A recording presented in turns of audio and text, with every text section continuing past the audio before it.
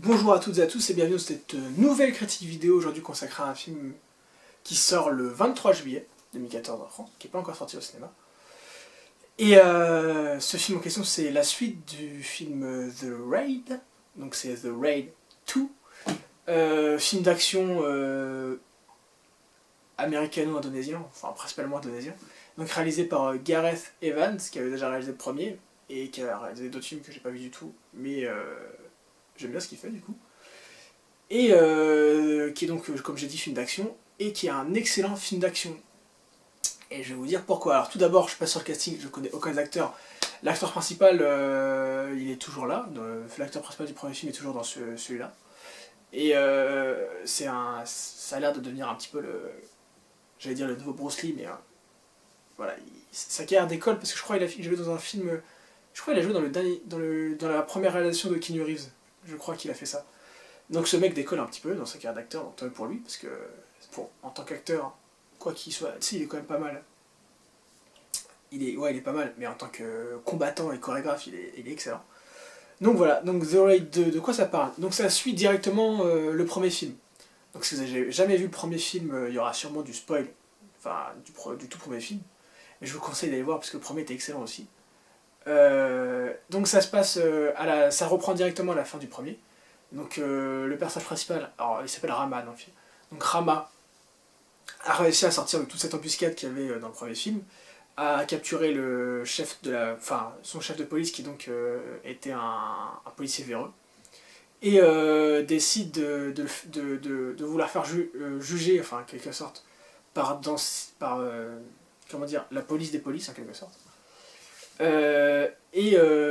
Ces mecs-là décident de tuer le chef de la police directement et proposent à Rama de devenir une sorte de flic infiltré pour pouvoir, comment dire, bon, infiltrer, c'est le mot qui convient, des familles de la pègre indonésienne et japonaise et faire tomber le reste des policiers véreux qu'il y a encore dans la police indonésienne. Je sais plus exactement où se passe le film, le film, dans quelle ville exactement, mais voilà, les policiers, ils veulent faire tomber les policiers de la ville.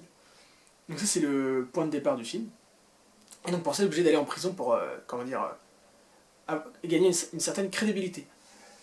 Et le film part de ça, et ensuite, bah, bien sûr, plein d'action, plein d'action, plein d'action.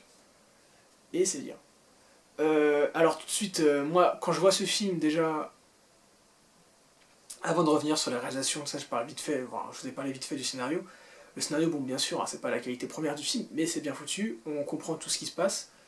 Le film est quand même long, il fait 2h30, mais on voit pas les 2h30 passer, et ça c'est très bien, le rythme est bien foutu, enfin, il y a un rythme soutenu, j'ai envie de dire. Et le film a un scénario donc, qui certes est pas le point fort, mais qui fait référence à plein d'autres films. Et en fait, le réalisateur a aussi écrit le film et l'a monté aussi, j'ai vu. Au générique de fin, on voit qu'il monte le film. Et ça marche bien. Il est excellent ce mec, en tant que réalisateur, scénariste et monteur, il est très bien.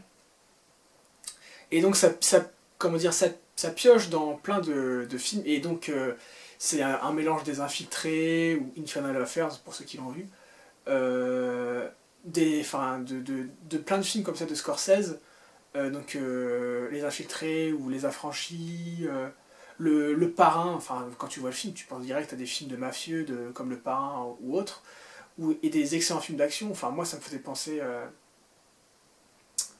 des films de John Woo aussi, mais bon bref. Donc le mec pioche dans plein de choses qui sont très bien à la base, plein de films qui sont très bien à la base, et nous fait un scénario un peu mix de tout ça, et ça sort The Raid 2. Déjà le premier, c'était un huis clos complet dans un immeuble où ils essaient de capturer des, des membres de la pègre locale, sauf que ça se barrait un petit peu en couille, et donc les policiers se retrouvaient bloqués à l'intérieur de l'immeuble à essayer de s'en sortir.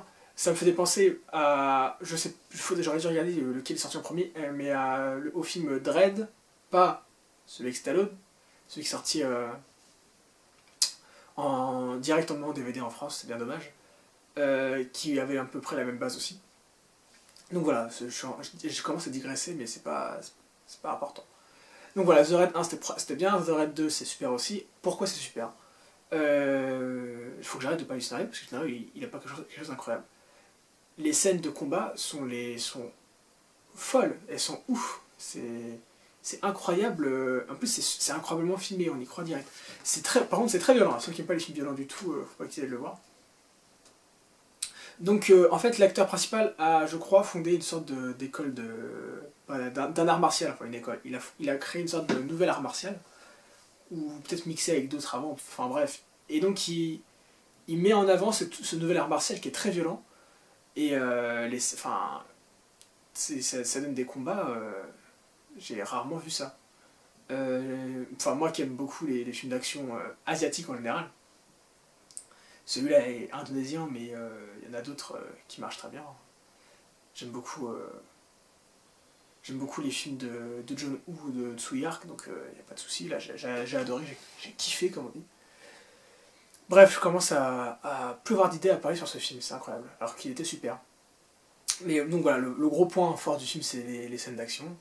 Le casting, il joue, enfin, j'ai été étonné parce que les mecs, c'est inconnu, mais ils jouent tous très bien. Ils sont tous très crédibles. Je pense particulièrement à des... La pègre japonaise, alors je me souviens plus des... Goto, je crois que ça s'appelait, Monsieur Goto. L'acteur est excellent. Donc voilà. Pour revenir vite fait sur le scénario, parce que finalement je vous ai juste posé les bases, mais je ne vous ai pas raconté un peu ce qui se passe dans la suite. Donc Ramad doit infiltrer une prison. Donc le film est découpé en plusieurs parties en quelque sorte. Il y a le tout début qui suit la fin du premier The Raid. Il y a la deuxième partie où il est infiltré en prison et il se rapproche du fils d'un parrain indonésien, un parrain de la mafia indonésienne, dont il doit se rapprocher pour pouvoir faire tomber les flics corrompus. Donc voilà, il se rapproche de ce type-là, dans des scènes d'action, mais enfin, il y en a une la première scène d'action du film se passe dans des toilettes, pas publiques, mais les toilettes d'une prison, quoi. Et il se passe dans une cabine de chiottes.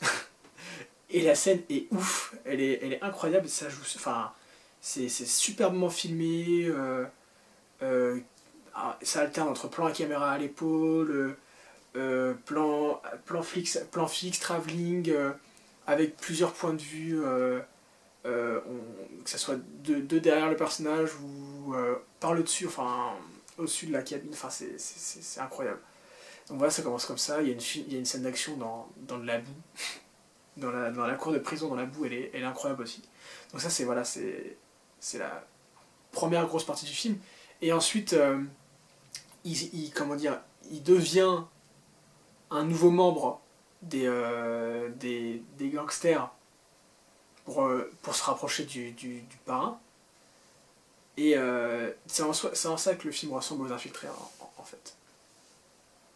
Juste dans le côté, le flic infiltré chez les mafieux. Mais c'est une histoire qu'on retrouve plein de fois, mais ça marche dans un film.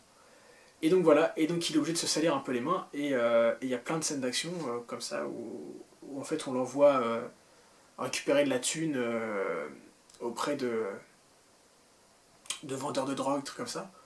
Et souvent ça se passe pas très bien. Voilà. Et en fait, à côté de ça, le fils du parrain décide comment dire, de s'allier avec un méchant, un parrain, enfin, un autre mafieux qui a rien à voir avec la mafia indonésienne, enfin, si, je crois qu'il est arabe et indonésien, mais qui veut monter qui veut monter pas en grade, mais gagner en importance au sein de la pègre. Et en fait, ce type-là est un parfait connard, puisqu'il a tué, alors je sais plus quel est le personnage, tout début du film il tue quelqu'un, enfin c'est le tout début du film. J'ai dit beaucoup de fois le mot tout. Et je crois que c'est un ami de Rama. Donc Rama est pas content. Et il en veut à mort à ce type-là. Bref, et donc voilà, t'as plusieurs histoires après qui commencent à se créer à partir de la moitié du film. Euh, Se rajoute à ça un personnage qui s'appelle Koso, qui est introduit à la moitié du film. Au début, on sait pas pourquoi, mais ça gagne une importance après, et qui a des scènes d'action aussi très incroyables. Voilà.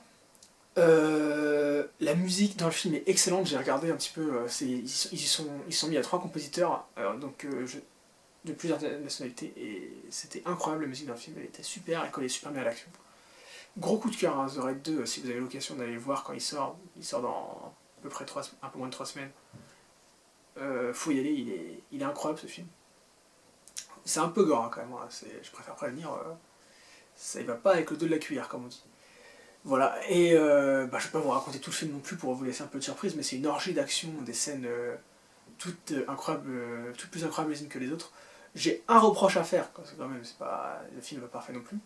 Enfin, moi il y a un reproche que je trouve assez légitime. C'est bizarre ce que j'ai dit en fait, ça veut rien dire. Euh, le film se veut ultra réaliste, et ça marche très bien. Sauf, il y a un personnage, euh, un méchant, avec une batte de baseball, ça en soi c'est pas incroyable, mais qui se bat avec la batte de baseball et les balles de baseball, et ça c'est... certes, si on balance une balle de baseball très vite, ça fait mal, mais c'est pas crédible du tout en fait que le... C'est là, voilà, le film a une sorte d'air un peu manga, c'est pour ça, juste pour deux persos en fait. Ce mec-là et personnage qu'on pourrait peut-être appeler sa sœur ou sa compagne, sa cousine, je sais pas, qui se bat avec deux marteaux, peut-être référence à Oldboy, je sais pas, mais deux marteaux et qui est aveugle, non pas aveugle, pardon, elle porte des lunettes noires, mais elle est pas aveugle, elle est sourde-muette, pardon. Ou juste sourde, je sais plus. Non, je crois qu'elle est sourde-muette. Et elle est, pareil, ces deux personnages font très manga et comment dire, ça a créé une sorte de décalage avec le reste du film qui était très très réaliste et eux, ces deux personnages pas du tout. Donc, voilà, c'est le seul reproche que j'ai à faire, je trouve. Mais euh, sinon ça marche bien. Peut-être un si quand même, je trouve, il y a une ou deux scènes qui sont un poil longues aussi, mais pas des scènes d'action parce que les scènes d'action sont tellement bien rythmées et foutues que c'est ça nous accroche, ça nous met dans le film. Mais bref, le film était quand même très très bien. Donc je vais conclure sur cette critique. The Raid 2, c'était super. Je vous conseille vraiment d'aller le voir. Enfin, qui donne aussi des projets de films d'action encore plus importants à ce type-là. Il est meilleur de filmer l'action qui est incroyable. Je trouve The Raid 1 m'avait bluffé, celui-là encore plus. Donc je vous recommande d'aller le voir.